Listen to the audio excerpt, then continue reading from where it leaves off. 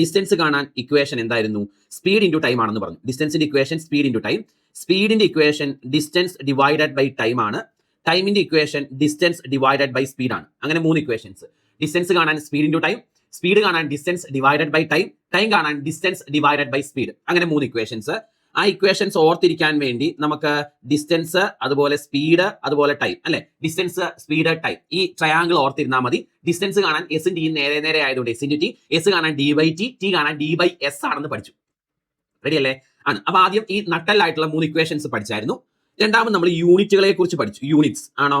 അതിൽ നമ്മൾ ഡിസ്റ്റൻസിന്റെ യൂണിറ്റ് ആയിട്ട് പറഞ്ഞത് കിലോമീറ്ററും മീറ്ററും ഡിസ്റ്റൻസിന്റെ യൂണിറ്റ് ആണെന്നും, ടൈമിന്റെ യൂണിറ്റ് ആയിട്ട് പറഞ്ഞത് അവർ, മിനിറ്റ്, സെക്കൻഡ്. ഇതാണ് നമ്മൾ ടൈമിന്റെ യൂണിറ്റ് ആയിട്ട് പറഞ്ഞത്. സ്പീഡിന്റെ യൂണിറ്റ് ആയിട്ട് നമ്മൾ പറഞ്ഞത് കിലോമീറ്റർ പെർ അവർ, അതുപോലെ മീറ്റർ പെർ സെക്കൻഡ്, അതുപോലെ മീറ്റർ പെർ മിനിറ്റ്. ഇതാണ് നമ്മൾ സ്പീഡിന്റെ യൂണിറ്റുകളായിട്ട് പറഞ്ഞത്. അങ്ങനെ യൂണിറ്റുകൾ പരിചയപ്പെട്ടു. കിലോമീറ്റർ, മീറ്റർ ഡിസ്റ്റൻസിന്റെ, അവർ, മിനിറ്റ്, സെക്കൻഡ് ടൈമിന്റെ, സ്പീഡിന്റെ kilometre per hour, metre per second, metre per minute.